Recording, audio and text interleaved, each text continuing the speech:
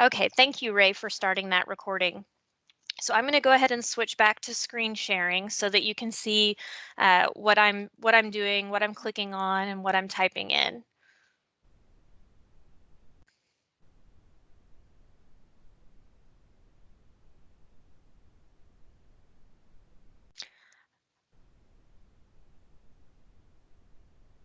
Okay, hopefully you can see my screen now. We are new to using Teams. This is the second time I've taught a webinar via Teams, so I ask for your patience and that you bear with us as we test all this out. Sometimes it takes us a minute to figure out how to use this software.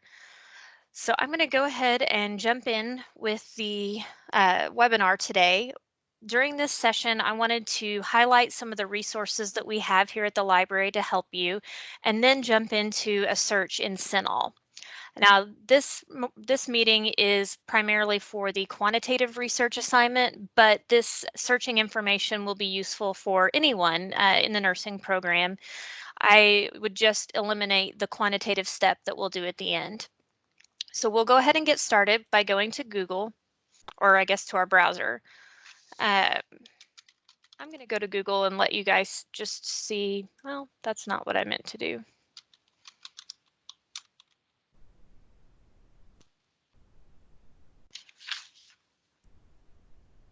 So from Google, you can type in UTA library, or you can type in libraries.uta.edu. I'll try to repeat that every time we go to the website so that you know where to find everything. Hopefully everyone will remember it by the end.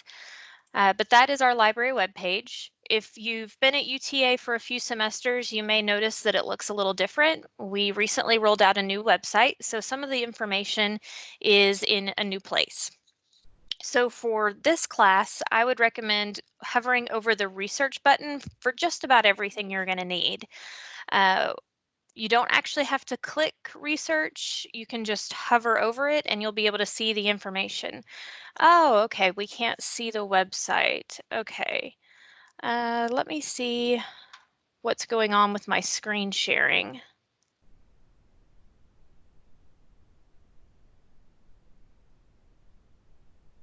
Let me turn that off and back on again.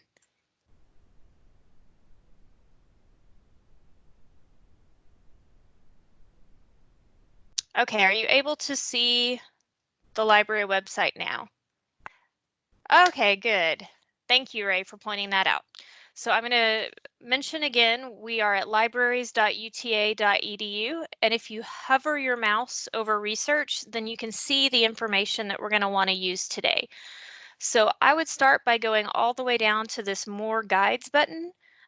If your screen does not extend this far, you can also click on Subject Guides here under the By Academic Subject button. Either way, we're going to get to the same piece of information. So this is a list of all the guides that the library has created to help UTA students. So I'm going to recommend that we scroll down to Nursing and just click that link, and you'll see the guides that have been created specifically for nursing. Now, there are a couple I want to point out before we jump into our search. One of the most common issues that we have in the library is that students reach out to us and tell us that they are not able to access resources. When you are searching on the web for academic information, you will often hit what we call a paywall, and that's just a stopping point that says you can't view this information unless you pay us money. There is no reason for you guys to spend your money for information. We provide a lot of information already. We just have to show you how to set up this virtual private network that I'm about to demonstrate. You guys spend a lot of money on tuition and fees and books and everything else, so there is no reason for you to waste your money for an article. If you set up this VPN and you still have trouble and you're still hitting those paywalls, then we can borrow that information for you. So please let us know. We have a service called Interlibrary Loan. I'll talk about that a little bit more later. So this link, Connecting from Off Campus, I opened into a new tab, and this tells you how to set up a virtual private network. We also call that a VPN. It's just a way of telling the UTA system that you are affiliated with UTA. So if you set this up on your computer, then you will be able to access all of the information that we pay for on your behalf. If you have trouble setting this up, you can walk through this guide, but you can also scroll down to the bottom of the page for the information on the help desk. OIT can help you set this VPN up. They can walk you through some of the troubleshooting steps. So if you have any trouble from home, feel free to call this number. I believe they're open in the evenings until about 9 during the week and 8 on the weekends. One of the other guides I wanted to point out today is our APA guide. A lot has changed just since last fall. APA came out with a new manual. Some of the undergraduate classes are still allowing you to use both 6th and 7th edition. You will have to use the 7th edition by fall if you are continuing on. If you're graduating, then you could probably continue to use the 6th. If you are a graduate student, however, then you need to be using the 7th edition. So in the guide that we created, we wrote a page about the summary of changes. So if you're already familiar with APA 6th edition, you can read through this, and this will just kind of update you on the main changes that were made.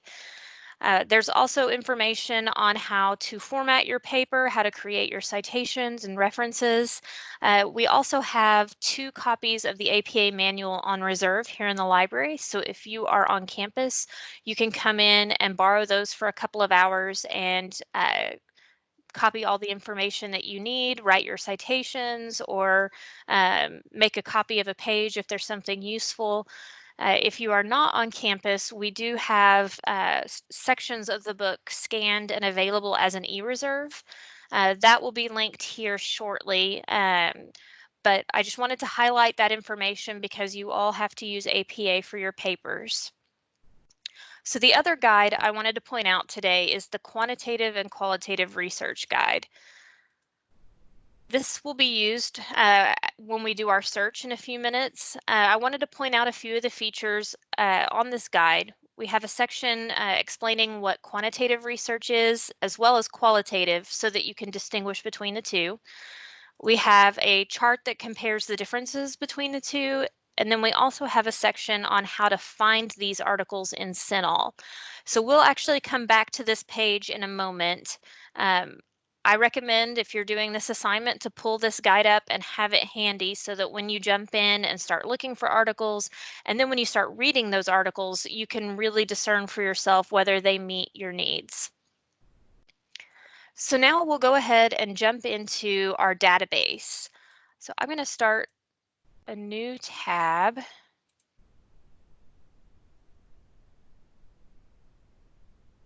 I can get rid of, there we go. We've got a pop-up from Teams that was keeping me from opening my tab. So once again, we'll go to the library website, libraries.uta.edu. We'll hover over research again. And this time, under the search section, we'll go to databases A to Z. Now, the databases are arranged in alphabetical order, so if you know what database you're looking for, you can go straight to that letter. I always like to point out to our students, though, all the different databases that we have available to them as nursing students. So if you click this All Subjects drop-down menu, you can scroll down to Nursing. And you'll see in this yellow box the best bets for nursing. These are the databases that we recommend most. I tell our students to start every search in CINAHL. There are a lot of uses for some of these other databases, especially for upper level students, but I would start with CINAHL for everything. Also, I wanted to point out that Ray and I have our contact information on these guides, so you can click our images and get our email address. If you ever need to reach out to one of us directly, you can contact us there. We do recommend that you contact us through our nursing librarians account, however, because we have 3 people who monitor that account, and you will likely get a much quicker response if you email that address. I will post that address at the end of the webinar, but I wanted you guys to know that you can find us on this database page. So opening CINAHL, The landing page that we get to is the advanced search page. So this is the default when you're getting into CINAHL from UTA. So when I do a search, I like to think about what my needs are. And for this assignment, we want to have a really broad topic to begin with because you have so many different pieces of information that you're going to need to filter for. So you need a quantitative article. It needs to be written in the last 5 years. It needs to be written by a nurse or be found in a nursing database. You also want prospective information and not retrospective. There's just a number of elements that will cut down on the information we can use. So we want to start our search very broadly. So I like to search in two different ways. You can search with keywords, which is probably what most of you have been doing. You figure out what the key terms are in your clinical question, and then you plug those into the database and search. You can also search via subject terms. Subject terms are terms that have been assigned to an article. When a new article is published, CINAHL employs indexers who go through and read that article and assign terms that they think are some of the more relevant topics in the article. So if you're searching through the subject terms, you're actually going to get a more relevant result list. However, because we want a really broad search, I want to look at both subject terms and keywords. So I'm going to demonstrate how to search for both of those today, and we'll get started with our clinical question. So last semester, I had a student ask me for help on this search, and so I thought it would be a good one to demonstrate today.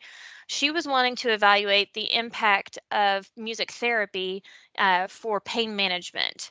And so we decided to dig into the database and see what we found, and so that's what we're going to do today. You can always swap in your own terms. So if there is something else you're wanting to search, then just figure out what those key concepts are and search for them. If you need help with that later, if you're not finding things that's not working the way we demonstrated, please feel free to reach out to us. That's what we're here for, and we're happy to help. So to search for a subject term, there is a box in the upper left corner of CINAHL that says Suggest Subject Terms. All we have to do is click that before entering our term, and we will be searching through the subject terms instead of the entire database.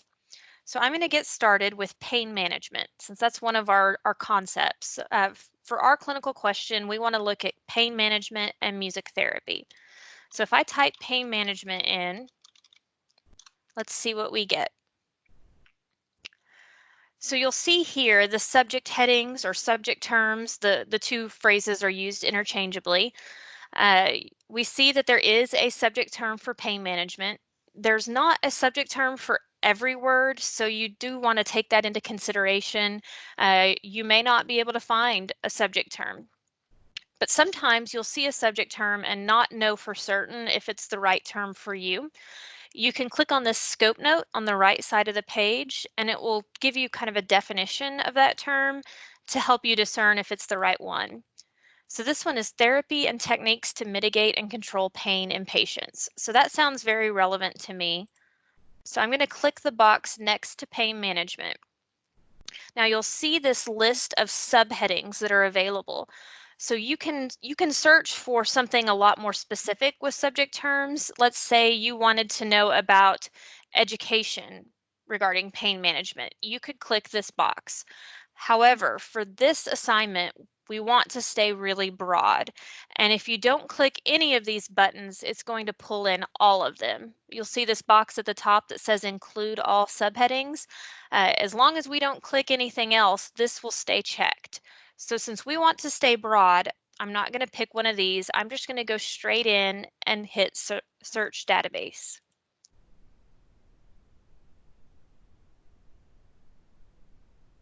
So you'll see here this MH, that just indicates to us that we searched for a subject term here. So I like to click into my search history once I've done my first search, and that way I can look back later and see what I've already tried.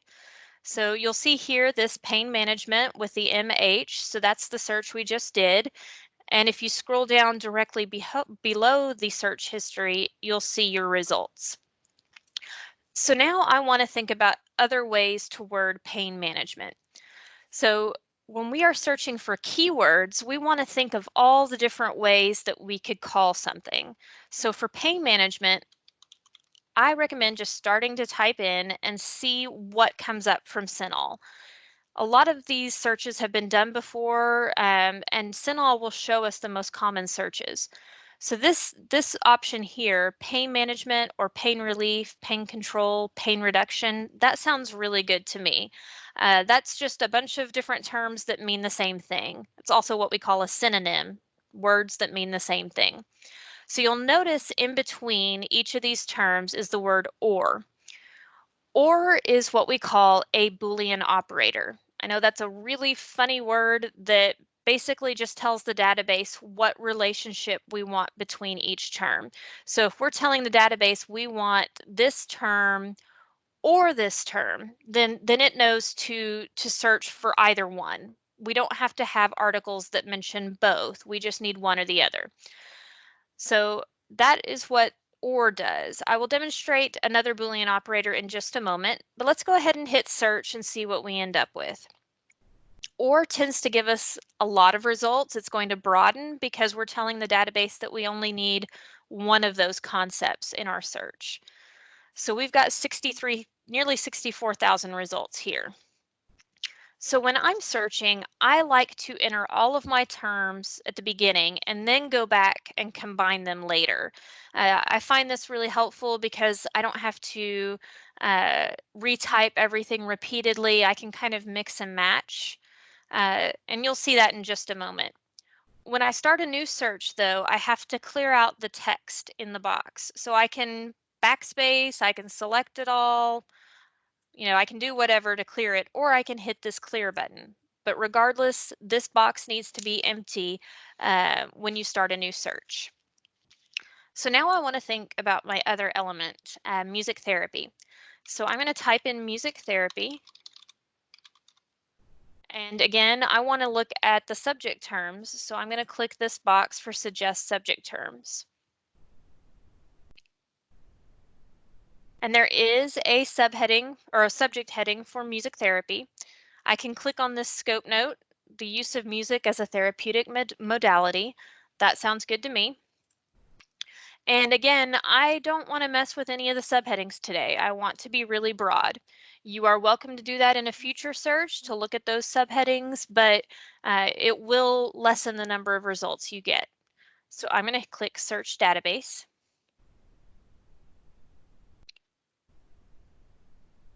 Okay. So I'm going to clear the box again so that we can think about our keyword search for music therapy. Now, there are certain words in the database that are really useful to think about other ways they can be worded. So for us today, thinking about the word therapy is one of those. Therapy is a term that has the same stem or trunk of the word, but it can be applied in other words. So therapy, you can also have therapies, therapeutic. There are a number of words that all derive from that same stem. So the database actually gives us a really useful option for searching for all of those terms in one search. This is called truncation. It's kind of a weird big word, and basically it's just telling the database that we want all of those variations. So to do that, we just type in our term, but we want to think about where we want to limit that word. So if I want therapy, therapies, therapeutic, then I need to tell the database to search for every word that begins with these 6 letters. So unfortunately, the database is very literal. So if I don't tell the database that's what I want, it's just going to search for what I type in. So if I put an asterisk after that P, then that's going to tell the database, please pull in every word that begins with these 6 letters. So I'm going to go ahead and search. I will say that truncation can only be done in a keyword search. You can't use truncation when you're searching for a subject term. Okay, so I've got a good number of results here, and now I want to think about mixing and matching them. So I'm going to clear my search box again and think about how I want to combine these terms.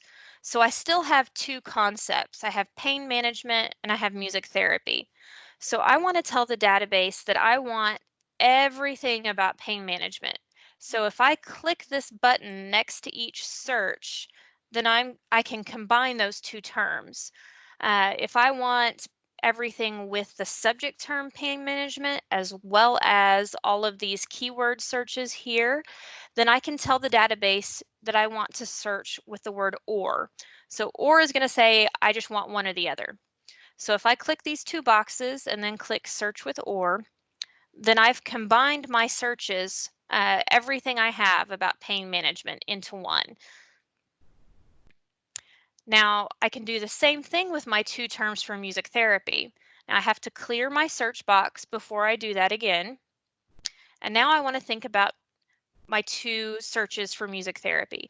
So I can click these two boxes again, or the database also allows me to type in this search ID number. So if I type in S3 or S4, then I'm going to do the same thing as if I clicked these and then clicked search with or.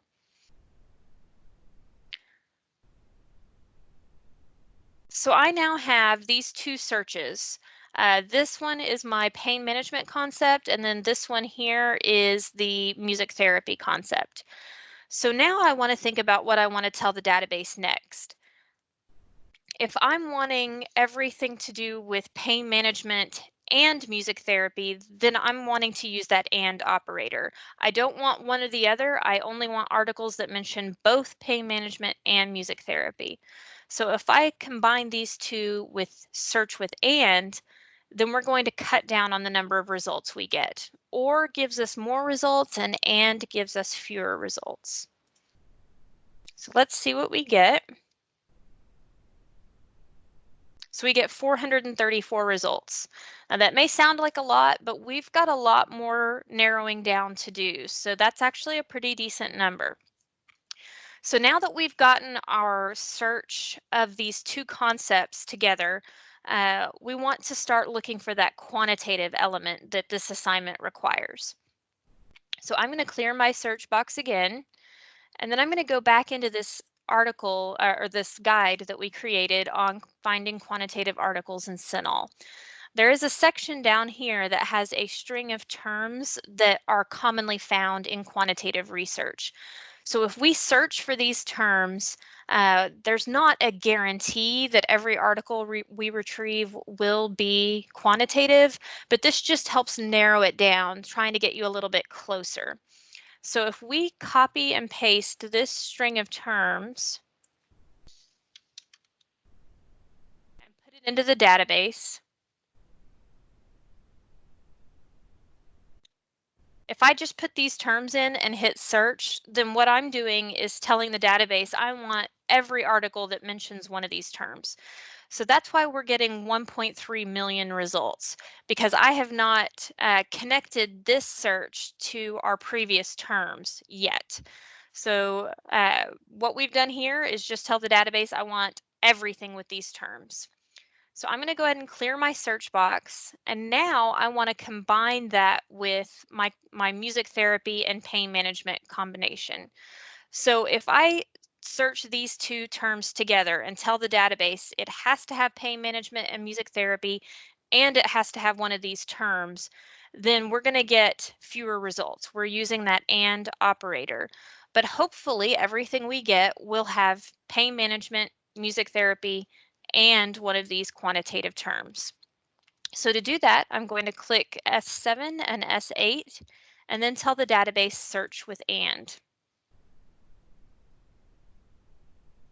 So now we get 285 results. So we are working our way down. And now we want to think about the filters that we're going to use. So if you've ever shopped on Amazon and you told Amazon, I only want to look at Prime items. I want to get this in the next day or two, so I want Prime only. If you click that Prime only button, then you are using a filter. It's the exact same thing as what we're about to do. If you've ever gone through and said you only want 4-star items, you don't want to see all the other pieces, just the really good stuff, then that's also a filter. So there are a couple of ways to get to the filters in the database. First, I'm going to clear my box just because we need to do that every single time.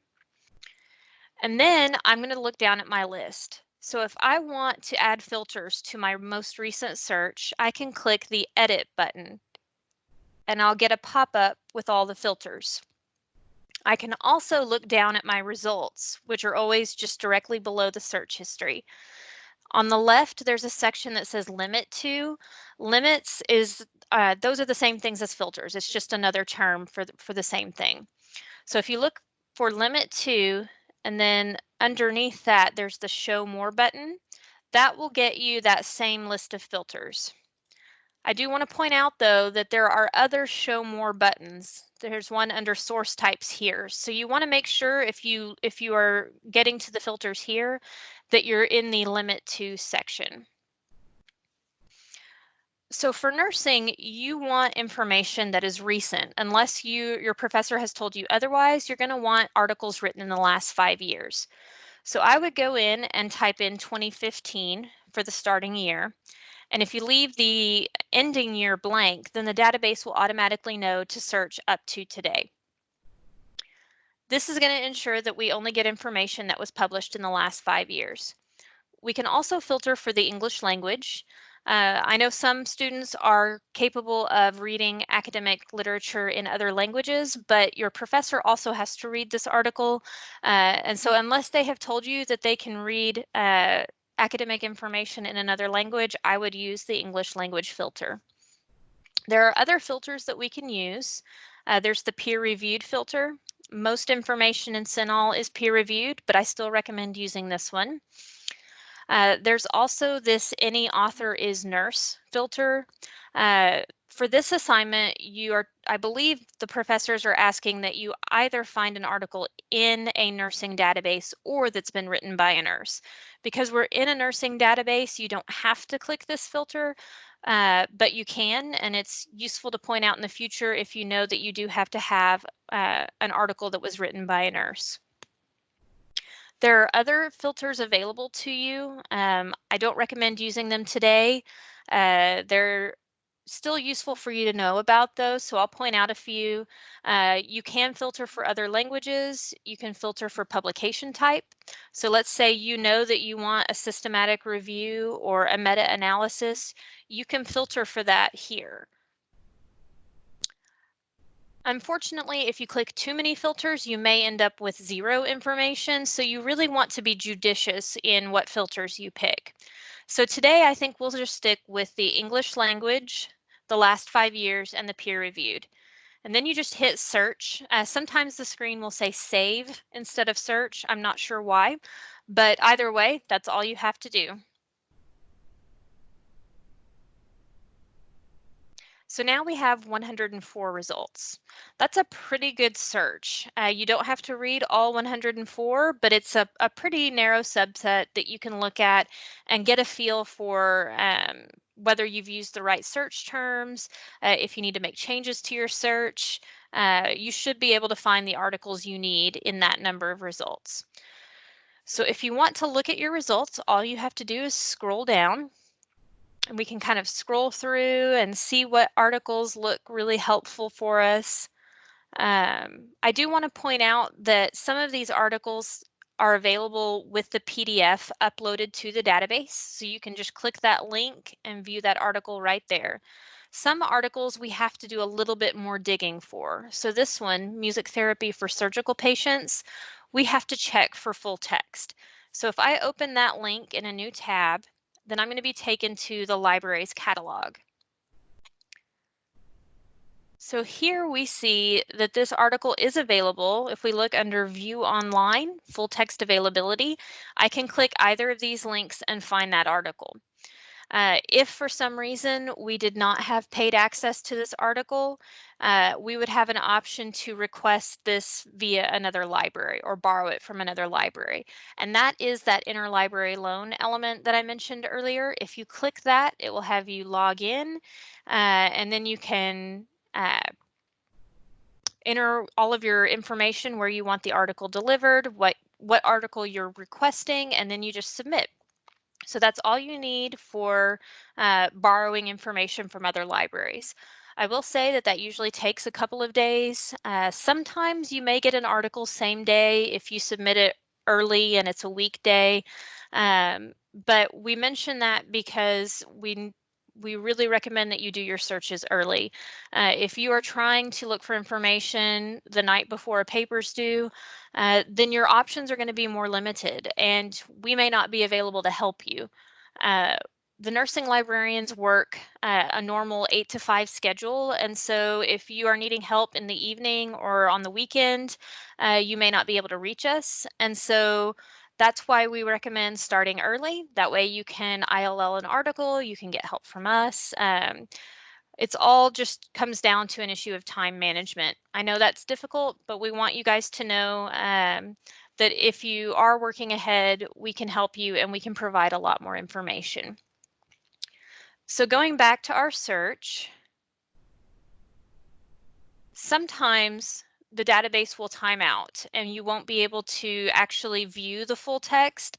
If that happens, you can copy the title of your article into the library catalog and search for it that way.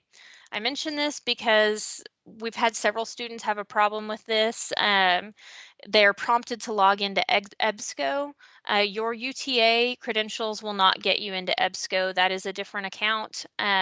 So if you see that, just copy the title of your article and go to the library homepage, libraries.uta.edu. Now you can just paste that title into the main search box and find your article that way. So the way the new website is designed, they have information grouped by the different types of books and media, articles, the different options available. So since we are looking for articles, we'll just look under this box and see our article right there, Music Therapy for Surgical Patients. So you can still get to the information even if the database has timed out. Just remember that you need to go to the library catalog.